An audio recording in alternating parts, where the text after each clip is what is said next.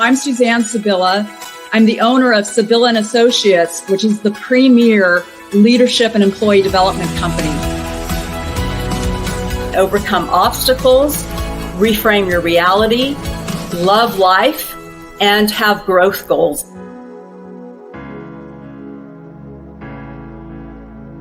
Change and shift your energy. Pivot.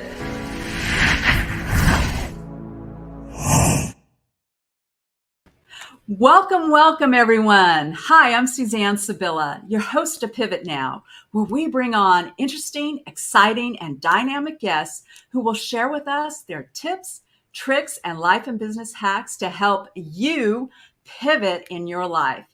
I am so excited to have this guest on our show. She's absolutely phenomenal. You're going to love her. I feel so blessed to know her.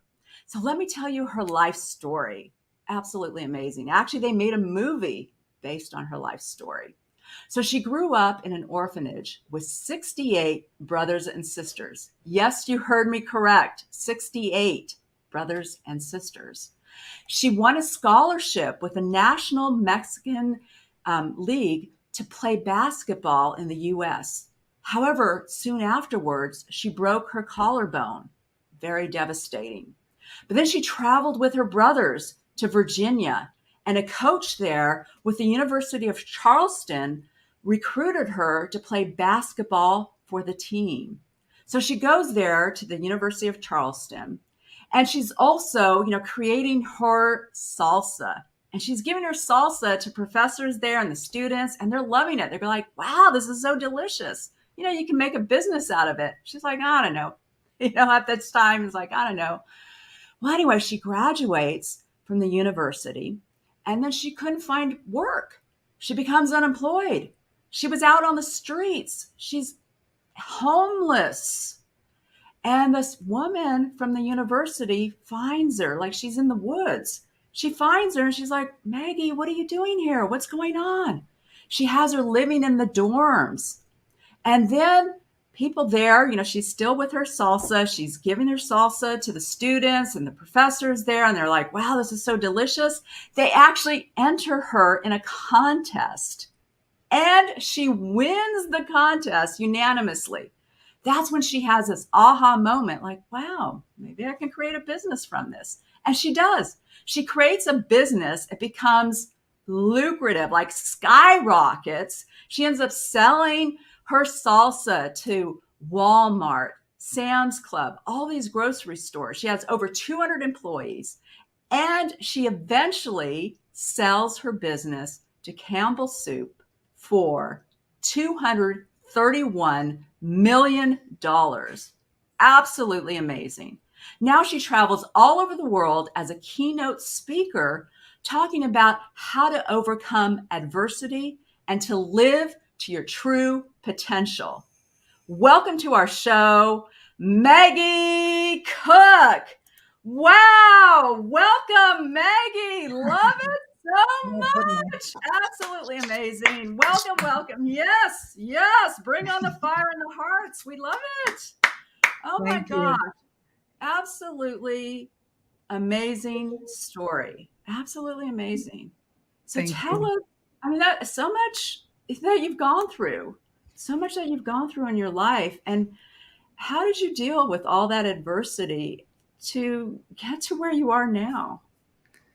I think that for me, living in an orphanage in Mexico was more of, because I really believe that we all have two choices, We either look at life in the positive way or hope for something better, or look at life as, life treated me wrong. I'm going to, be vengeful about it, or I'm going to go a different path. And I think for me, it was more of the hope of something better, because one of the things that you couldn't escape was suffering in many different ways and different levels. Mm-hmm. So I was always dreaming and visualizing myself a place where I wasn't suffering. And in my mind, I was creating that, even though I didn't know I was creating it. And because your mind is such a powerful thing, the way that I saw myself then in an orphanage was as a super successful woman with long hair, except for I have short hair, behind a mahogany desk with my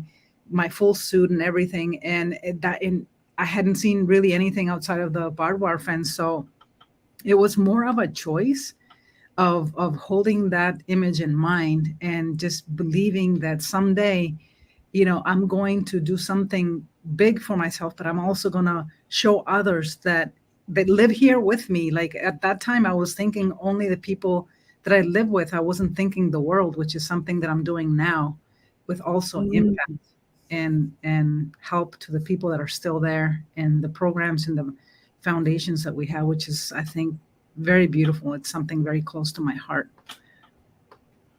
That's amazing. I mean, to have that vision at such a young age, I mean, it's absolutely incredible. So, how did you even have that vision? Did you just had a vision of like you were going to get out of the orphanage? And yes, I think we all have the capability to connect with something bigger than ourselves, something we can't see or understand, but we feel. And a lot of us ignore that feeling when we're growing up. But I just had the sense of knowing when I made that decision when I was 8 years old, when I saw something tremendously crazy that impacted my life. And I remember looking up to the skies and telling myself, I'm going to be and do something bigger than myself. And I didn't know what purpose I had. I didn't know anything other than I lived in this orphanage.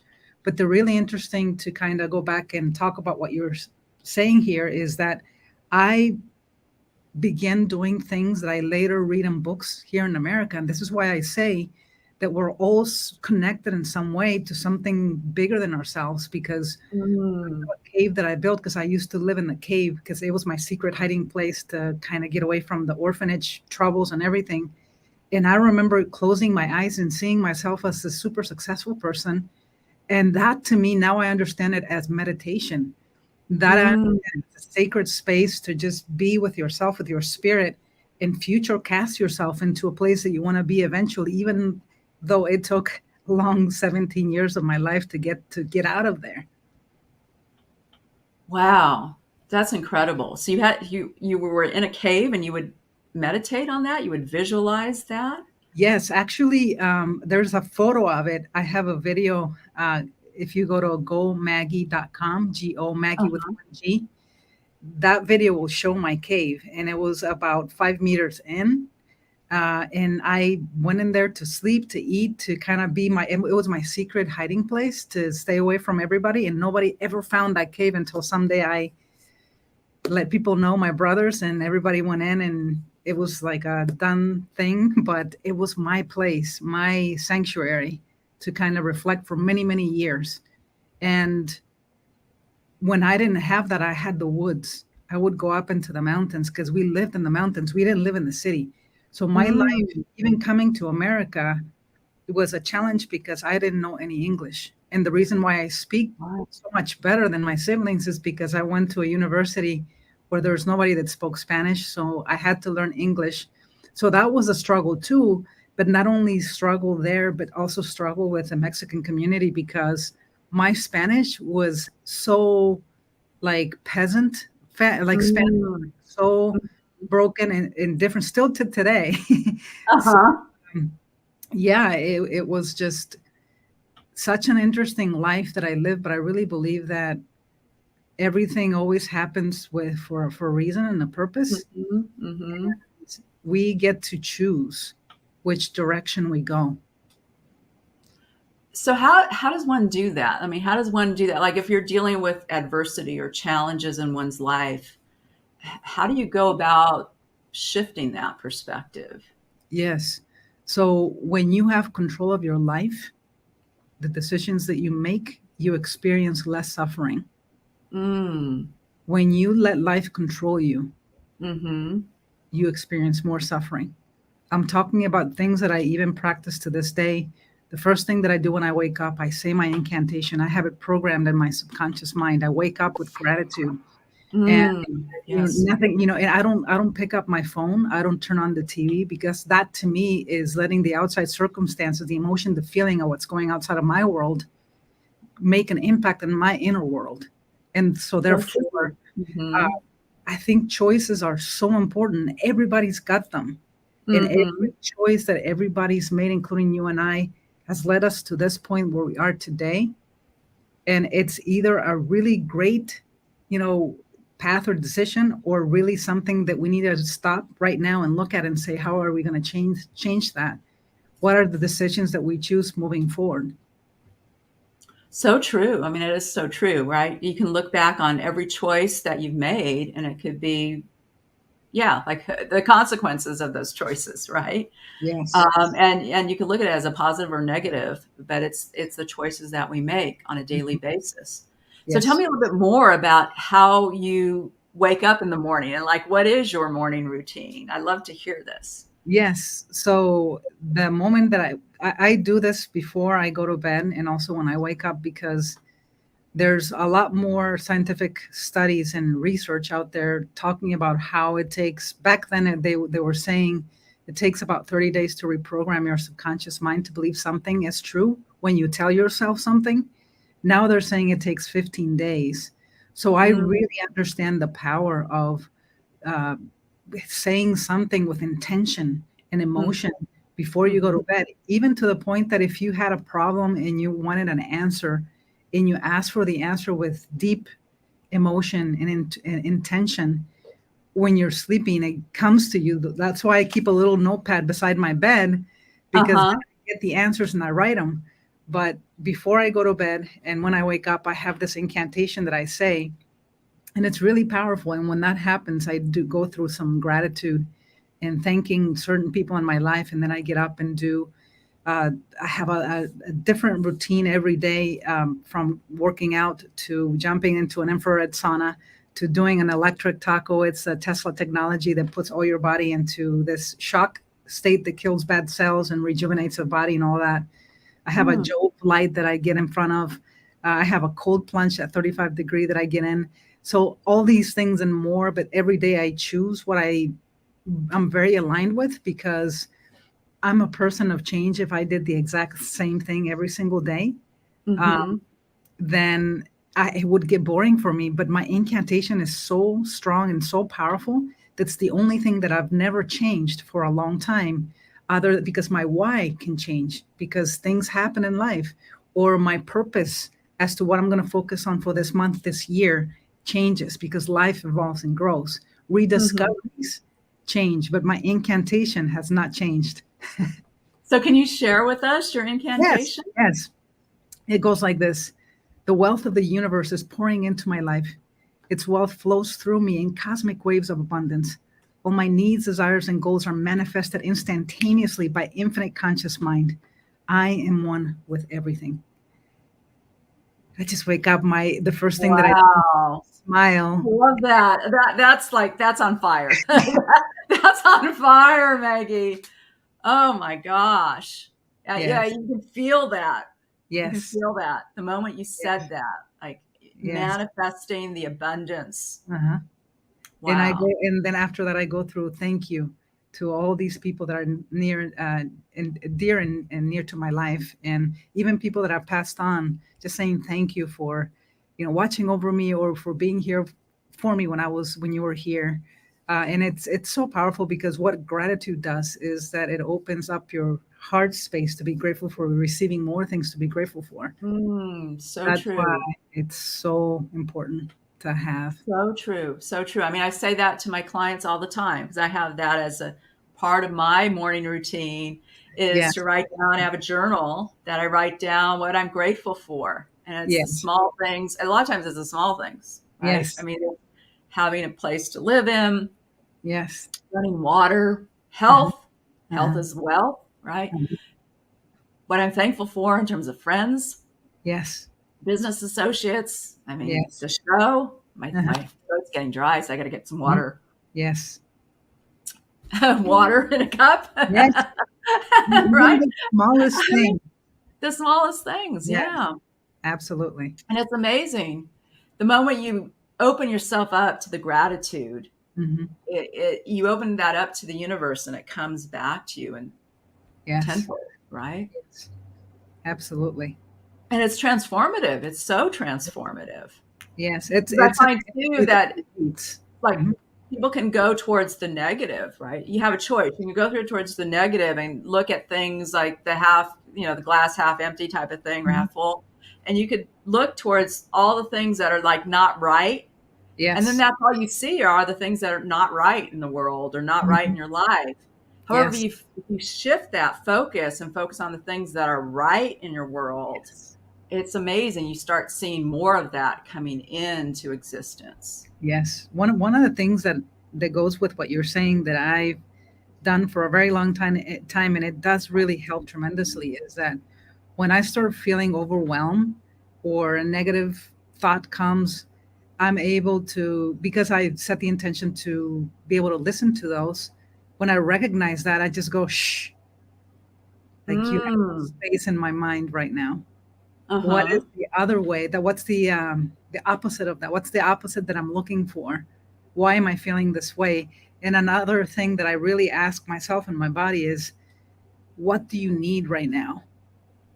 Because Mm. especially if you love working and you're so involved with what you do, we forget to take care of the bare necessities of our body, including hydration, food, breath work, mindfulness. So when you stop and say, okay, your body's struggling, why is it struggling? What do you need? And then give it to you. Mm. And it's so powerful for me. I love that. I really Yes. love that. I mean, that it sounds like you have really a solid routine in place. I mean, that's It, amazing. it's mindfulness and it's intention. And Mm. when you focus on energy flows where attention goes. So Mhm. So my true. intention, my purpose, my why, actually, purpose and why. My why, most more than anything, is to live purposely happy. Love it. Love it. Yes, and that is a reason to live. That gives me meaning to be able to create happiness for myself. Because from what I've been through in the past, I don't want to suffer anymore. Yeah, yeah. So what would you say to people that are in that place right now where they don't know what their purpose is or they don't know what their why is and they're kind of going through life like okay, just ho hum type of thing. Mhm. So What would you say to that? Or that's to a that's that's a really great question, Suzanne. I believe that every one of you guys listening here today, that the reason that you were born is because there's a purpose, and that purpose is, Mm, and that purpose you need to take the time, if you're willing, to discover it. And there's many different ways of discovering this inner purpose. And I will tell you that the best first way to start is by sitting down, make with intention of discovering what that is, and closing your eyes. If you can't close your eyes, just take a piece of notepad and a piece of pen and start writing all the experiences since you can remember from your childhood, of the things mm, that you did that gave you so much joy, that if you did them today, even if you didn't get paid doing them, they would bring you so much joy. And you could narrow it down to 10, 5 to 1, and you figure out what that purpose is. The problem with many people that get to that point, if you can get to that point, because I know you can, is mhm. knowing that I don't have the means, or I don't have the financial means to do this, or but you don't have to do that. Keep doing what you're doing, but start incorporating facets of that purpose into your life until it becomes bigger and bigger and it grows. It's like when I started my salsa company, I didn't quit my day job. I grew the salsa company. And then I Mm, was able to generate income that was 10 times more than I was being paid on my day job, to be able to leave that, because that gave me courage and belief to believe in something bigger than myself when I was creating it, that it became that reality that in turn just blew up and became something even bigger. wow, that it's like you're just dropping all these gold nuggets, Maggie. I mean, that's amazing. I mean, really, because you talked about like looking back on your childhood. Because I know a lot of times it's our childhood when we're that. Even if you've had a traumatic childhood or a traumatic upbringing. But a lot of times as a child, that's kind of the level of innocence, if you will, and that Yes. level of spontaneity, that level of joy, or that Yes. inner knowing, if you Mhm. will. And a Yes. lot of times we don't take the time to really reflect on that, Mhm. or to really see that, like Mhm. how it was when we were a kid, right? Mhm. What is it that we enjoyed when we were children? Because a lot of times when we grow up and become adults and work in the adult world, so to speak, Mhm. we end up like, I don't know, like, okay, we, got to work, we got to, raise our family, pay the mortgage and all this stuff. And it's like, it starts to kind of come down on us, so to speak. Right. Yes. And when we start to reflect, like on childhood, like what it was that we were really joyful about, Mhm. we could get back to what our purpose is and our why. In Mhm. fact, I have this picture of myself when I was a kid. Like this is, I don't know if people can see it, Uh-huh. but it's when I was like 11 years old. Uh-huh. And I was like so into like theater and acting and creative, Uh-huh. being creative. Yes. And that always reminds me of like just bringing that out, like Mhm. bringing that out, right? Mhm. And impacting other You know, people as well. and this is huge, Suzanne, because people don't realize that for all of you guys that are living on purpose and feeling like you're on purpose, just think about it, because that has to do with something that happened that even if it's a little bit different that you experienced in your childhood, but in that you followed your heart with. Because what I'm doing now, I'm speaking internationally all over the world, and I'm a performer, I'm a presenter. And I remember when I was a child, it wasn't salsa, right? That I was Uh-huh. the thing that I was doing. No, that just happened to be something that showed up that helped me escalate to the next level. But I remember Mm. being a little performer. I loved speaking, like doing poetry, being on a stage. Well, I didn't absolutely love it because I was so afraid of how do you call it, nervousness of speaking in public. But I Uh-huh. Stage like fright. Mhm. saw myself as a superhero. I was performing a superhero, or being dreamy and all these things. And it's exactly the same, different, a little bit different than what I'm doing now, and it's part of that alignment. And I think that I know that gives me confirmation that I'm on purpose, because I am Wow. making an impact also. And that's one of the things that I saw, visualizing that I would touch millions of lives. That's incredible. Wow. That's so incredible. Well, we're going to hear more about you and when we want to hear more tips and give us more techniques after our commercial break. Hi, I'm Kelly Melissa Reinhart, host of Make Mental Health Matter. Join me on Mondays at 11 a.m. and Wednesdays at 7 p.m. Mountain Standard Time on the Achieve TV network right here on E360 TV.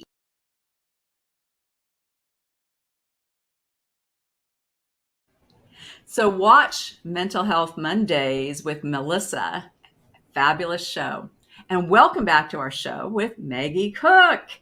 And yeah, we want to hear more about, how you built this company. That is so amazing how you built a company and sell it to Campbell's Soup for $231 million. How did you even know how to do this? It's just,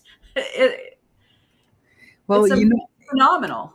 yes, I didn't know that that was going to be the direction that my life was going to take, but I saw an opportunity and it came and I grabbed it. And Mm. if you would have asked me 20 years ago if I'd be making salsa for a living when I did it, I'd be like, no, you're crazy. What are you talking about? Uh-huh. Part of the reason why I embarked on that journey was because my caregiver told me that I would never amount to anything, that I would die in prison and with AIDS. And Oh, so wow. they were exactly his words, and they were so powerful. And so I set on a journey to say to myself that I'm going to do whatever it takes, no matter what happens, whatever gets in front of me. I'm going to take the opportunities and prove him wrong. So Mm. my purpose was actually based on fear that if I would fail to prove him that he was right.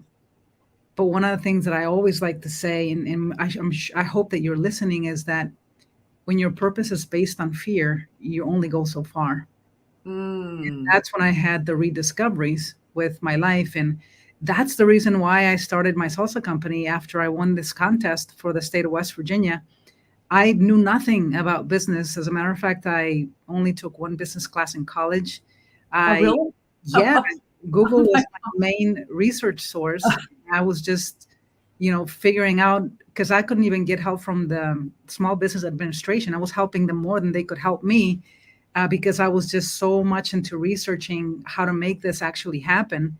And it was, baby steps. I started with making gallon batches of salsa, selling it to friends, making a long list of stores to call, hundreds of them from the smallest to the largest, getting rejected so many times, having people, my friends telling me, what are you doing? You're not making any money. You should just quit. Even local food manufacturers telling me, when I asked how they got their products into the stores, and they would tell me, it took us 6 years. You're nobody. Nobody's going to listen to you. And the courage to know that I had won this salsa contest and people wanted the products. They just hadn't tried this fresh salsa back then. There was not many. And so I just held that in mind, like, people just need to try it.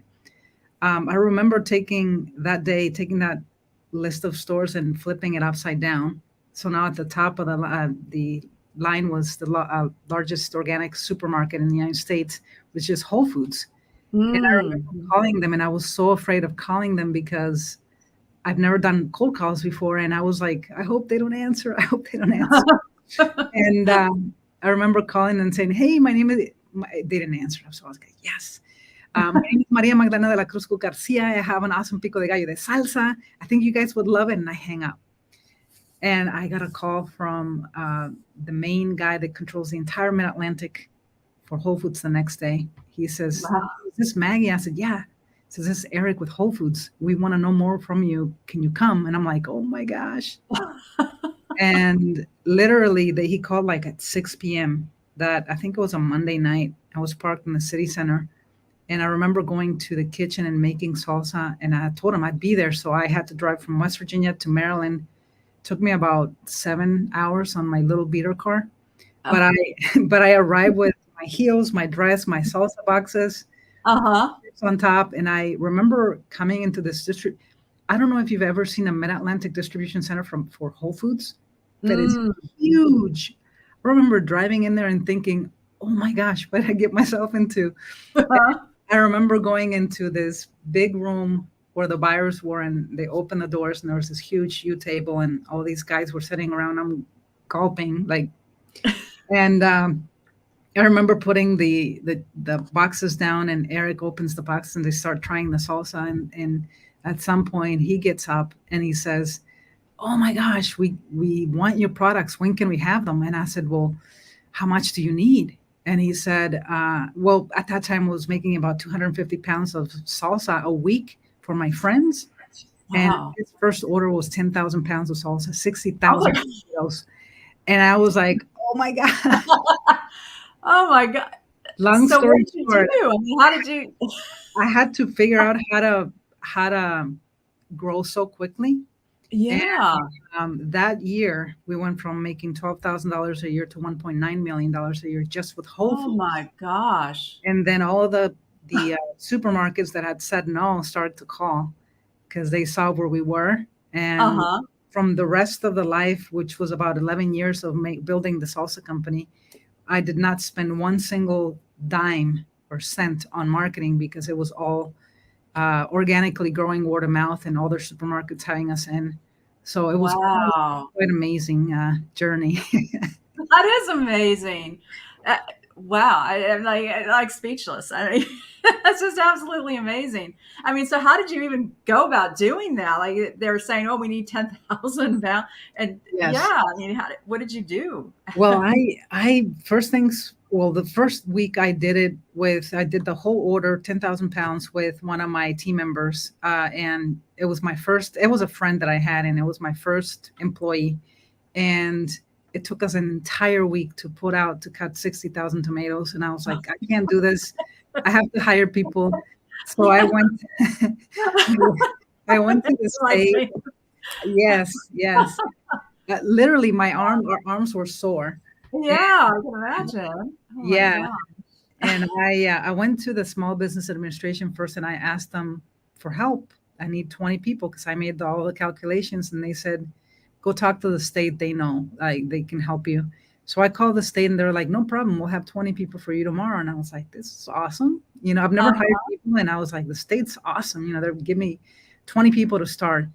I remember renting this room and putting all the people in there, and they were mostly guys. And I said, hey guys, my name is Magie Cook. I have an awesome pico de gallo de salsa. Look, Whole Foods One said, do you guys know who Whole Foods is? And they're like, no. I'm like, but it's the largest organic retailer. And I said to them, I said, and I believe that we're going to become the largest fresh salsa company in the US, maybe the world. And you guys are going to help me take it there. And they were all just like raving, like, So we're excited to get started. So we go to the production area and we start working. And that's how I started. The thing that really shocked me the most about not knowing how to hire people or how to even get people and getting this batch of people is that every day at lunchtime, I would buy them food and we would discuss how to improve the production process because it's ever growing once you're growing a company like that. Every day changes. Uh-huh. And one of those days, our conference room was outside in the rocks and the dirt. That's because I was renting a little kitchen space. And when we finished my message for the lunch, everybody went into work, and this guy stays behind. He's sitting on a rock, and his name is an African-American guy. And I said, hey, what's going on? Are you okay? He says, yes, Maggie. He says, he looks up to me and says, I just wanted to let you know, thank you so much for hiring me. Nobody else hired me. I just came out of prison and I did this, and that. And I was going, oh my gosh, I don't want to hear anything. I said, listen, you're so awesome. Let's just go back to work. So he went back to work and I started shaking. And so I called the state and I said, hey, you gave me somebody from prison. And they're like, oh yeah, they're all from prison. But they were the best people I ever had working for me because here's why. It's all about the why. I sold them into my why on that first meeting, and I inspired them throughout the journey that it didn't matter their background, it didn't matter who they were. As a matter of fact, they were very hungry to work because nobody would hire them. This is why I really believe that understanding and knowing your purpose, your passion, your why is so important in the success of everything that you do while you're in this time and space. And I love how you engaged them, right? You inspired them because of the why, right? Because of your why. And you said, yeah, this is going to be world renowned, the whole, salsa business, and you're going to be a part of this. Yes. Like that is so engaging for people, right? And they're like, as an employee, like, wow, I'm a part of something bigger. Yes. That's so, like I said, so inspiring, so motivating. Absolutely amazing. I mean, that you knew how to do that. I don't know. That's just, it's just crazy. Like, wow, how did you go about even knowing how to do that? I mean, it's like, I guess a gut level feel. I don't know. Yes. But most of everything, I would say 90% of businesses got intuition. And if you listen to that, the right people, places, and circumstances, even if they're wrong, you'll be able to distinguish them and take action towards the things that are aligned with you. Because ultimately being aligned with who you are, your authenticity, number one, being aligned with your purpose and passion, and then all the people, places, and circumstances that are energetically similarly aligned to that purpose will show up to either support you or ride the journey with you, which are become the people, the clients, the people that you serve, and even family, but it all resonates and it all makes difference, and it's all vibration. It's all so powerful. And I know that because I lived it and I've created success following those formulas. wow, that's so true, though. It is so true. Like once you know what your why is and what your purpose is, it's like the how starts to take care of itself. Yes. And you'll start to see the resources actually coming to you once you're very clear and you have that clarity of what your why is and what your purpose is. Yes, because you don't have anything resisting you. The moment that you let go of the things that are stopping you or the blocks or anything, sometimes we don't know what those are. And we have to discover what that is, do some inner work, whichever way that you prefer to do that, because so I coach people in business, and I've done it for a long time. And 9 times out of 10, if they have an issue in business, they're not able to scale or something's happening. It has to do with 9 times out of 10 with something that they're blocked with in life, like personal. And when we can figure that out, everything kind of like the floodgates just open. It's about identifying, releasing, and opening yourself to that which is that you want to have in your life. But you have to believe that you can have it. You have to be aligned. And it starts when it starts feeling good, that you're flowing in the right direction. So true. So how do you go about identifying that? Like if you're in this part where you're in a business, right? Many of our viewers are, and they want to scale up and like they want to level up. And like you said, 9 out of 10 people, it's because they have a block. How do you go about identifying those blocks? A lot of times you don't know what those blocks are because you're so used to looking at things this way, your way. So in every case is different. You need to bring somebody in to be able to look from the outside in to see the things that you're not able to see. And if you want to try to do this on your own, you can. I have several questionnaires that I give my clients. It's about writing down every story that you've experienced and what you had to overcome. And some of that's just one small part of it. But in some of those stories, things begin to show up that you can see as patterns as they continue to fill out the questionnaire, that I can pick up on those and be able to talk about those. And then the realizations, the ahas, oh my gosh, that's something that I'm experiencing. And it turns out with tears, it turns out, many different things, because there are stuck emotions that haven't been able to see, but because we're so used to living life a certain way. So you definitely, I recommend that you work with someone that you really love and trust to help you see the things that you're not seeing, because, I need somebody to do that for me, because I can't, if I'm like this, and even though I'm mindful and I can, sometimes some things come to me and I'm able to go through them myself, but other things I have to have people from the outside telling me, helping me how to do that. So true. So true. Having a coach and a community too, I find to be so beneficial and so helpful, right? Yes. It's like to level up, to get to the next level. Yes. You need that, right? We all need it. Yes. Yeah, so true. Well, we're going to take another commercial break and we'll come right back. Hi, this is Ken D. Foster, the host of the Voices of Courage show. Join us live on Wednesdays at 11 a.m. Pacific, where we help you see the unseeable, know the unknowable, and do the impossible on E360 TV.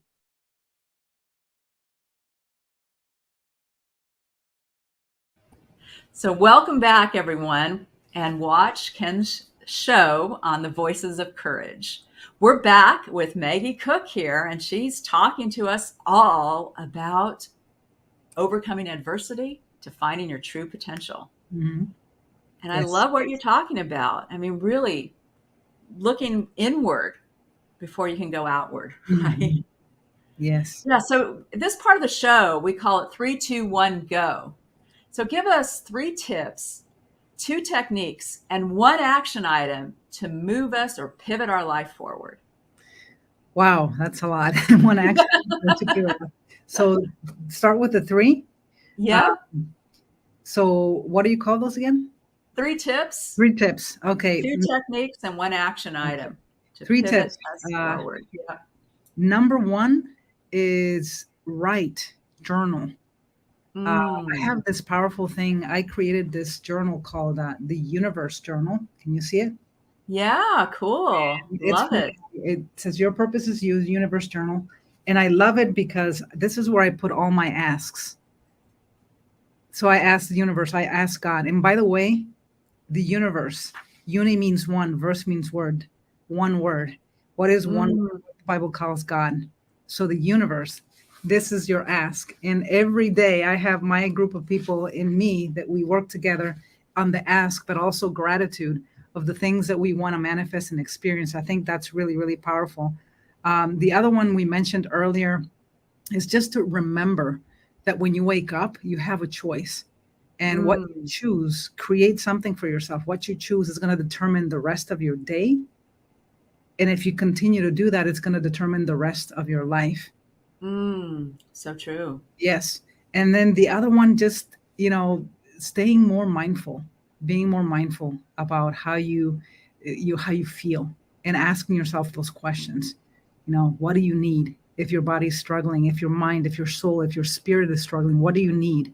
Maybe today I need coaching from someone that helps me overcome something that I can't on my own. Listen, listen, just make it a point and an intention to just set some time to listen, and you get answers. 2 techniques that I use are breathing, breath work. I breathe every 30 minutes. I have a timer. So every 30 minutes, so maybe the timer is another one, I'm not sure. I set a timer, and when the timer goes off, you can meditate, you can do whatever you want. You can just center, and if you want to talk about intention, I have a little sign right here on my computer that says what my intention is for the day. You can be intentional with that.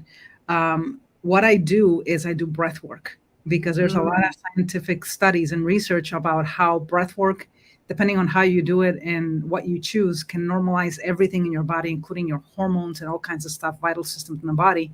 So I do breath work where I breathe in, takes 5 seconds to breathe in, and I hold it high for 5 seconds. Then I let go for 5 seconds, and I do it several times. Sometimes it takes 30 seconds, sometimes a minute. And when I'm done with that, I feel like I'm ready to go. That's eliminated all the pain on my shoulder. I used to carry stress on my shoulders when I was overworking. All that energy is completely shifted because of that. And that goes with something that I've seen online called the Pomodoro technique. If you look it up on YouTube, it'll take you. That's 25 minutes with other things, but I just simplify it because I just want to remember to stay mindful. And I love it. And then what was the last thing? Yeah, so those are the 2 techniques, and I love that with breath work, by the way. That is so important, because a lot of times we hold our breath like up here, right, or in our throat, and instead of it coming down here from our diaphragmatic breathing, if you will, because it's very centering and it's very calming. I love that with breath work. I do that a lot too. So love that technique. Absolutely. And the Pomodoro is also a very good technique to stay focused as well. So you can look that up as well. So what is the one action item we can take to pivot our life forward? I think that you should look at a rediscovery. And I set my rediscovery review every 3 and 6 months. Sometimes if I still have the same why, passionate about it, because life changes. Things in your life change. You might have had something change in business, of death in the family that changes everything. So be mindful about discoveries and rediscoveries, because when you are able to pivot, you're able to move with the flow that you're supposed to be in, the direction you're supposed to be going, and not getting stuck in the ways that can keep you either in poor mentality or in sick health or different things. You have to be willing to pivot and to do a rediscovery of your purpose, your passion, your why. And if you do that, you'll feel more fulfilled, more alive, more on purpose, because you're doing it with intention. Wow. Oh my gosh. Again, gold. I love it, Maggie. That's just, wow, speaks to my soul. I love what you just said. Thank you. Purpose, passion, and your why. Wow. And re-examining your life, because it shifts, it pivots, and you got to pivot with it, right? Yes. Like who knew we were going to go through a pandemic, right? A worldwide pandemic that was going to shut down everything, right? No one expected this. No one. Yeah. It was all like a shock to everyone, right? We all had to pivot through it. Yes. And those that could pivot through it became even more successful, if you will, right? And made a bigger impact. Yes. I remember Tony Robbins was saying that because he does a lot of these, what he calls Unleash the Power Within workshops, where he has, 5,000 people in person. Mhm. And at that point in time, he's like, I don't know what to do. Right? He had to pivot, amazingly pivot. And he did. And then he created this where now there's like millions of people virtually, Yes. and it actually he's doing much better. Yes. He's making a bigger impact. Mhm. So like having to re-look at how you do things. I know I had to pivot myself when the pandemic hit. It's like, because I had all these things that were in person, workshops, training sessions that were all in person, coaching that was in person. And when the pandemic hit, I was like, oh my gosh, what am I going to do now? Right? Major pivot to do everything online. And it's all worked out well. Yes. Right. I love that. I love that. Mm-hmm. Fantastic. So again, we want to know more. Where can we find you? This has just been so fabulous. I love it. Love it so much. Where can we find you and how can we connect with you, Maggie? Yes, my website, MaggieCook.com, Maggie with one G, COOK.com is my website. You can find everything about me there, connections to social media, anything and everything that I'm doing through that website. That sounds great. And what are you doing now? Because I know you're speaking on stages, you're international. I mean, you do keynote addresses. So tell us a little bit about that. Yes. And we find you there too. Yes, yes, yes. Attend one of your sessions. Yes, absolutely. I started speaking many, many years ago. And then when I sold my company, I found that you could get paid to speak. So my first ask was for $1,000 for a gig, and I didn't get it. And I realized that I needed to be set up correctly. And since then, I've scaled tremendously. Each talk is numerous amount of money, because of the experience and everything and the being set up in the back end and the experience of building something amazing. So now I'm helping other women do the same. I'm teaching them how to get set up in the back end, and also with your, speaker reel, story video, website, and crafting their talks. And I'm seeing their tremendous success also, and their struggle, just like me, where I was, and the scaling that they've been able to do with their business. And I love it because one of my whys for business is to use my voice to create an impact through inspiration. And now I'm helping other women use their voice so they can make an impact through inspiration. Now I'm creating a ripple effect, and I love what I do. And I love that. Yeah, so it's so fantastic what you're doing in terms of coaching other women entrepreneurs that want to do speaking. Yes. And Maggie is fabulous. So if you want to do public speaking and you want to do keynote addresses, Maggie is your person. Maggie is your coach. She's absolutely amazing. You can see her now, right? She's absolutely amazing. And she's humble about it, but she's making like $60,000 and up for one speaking engagement, like a half-hour speaking engagement, folks. Okay, so she knows what she's doing. So if you want a coach that knows speaking and knows keynote addresses, Maggie is your coach. So contact Maggie. Okay, everyone, contact Maggie. Well, I appreciate you so much, Maggie, for coming on our show. You've just dropped so much gold nuggets. We got to give you the hearts and the fire. We thank you so much. So appreciative of you. And we'll have this recording on our Pivot Now show and all the contact information to connect with you as well. So thanks again. And for all of our viewers, we appreciate you as much. And we want you to continue watching our show every Tuesday, 10 o'clock Pacific time, 1 o'clock Eastern time. Live life abundantly. Pivot now. Yes. Change and shift your energy. Pivot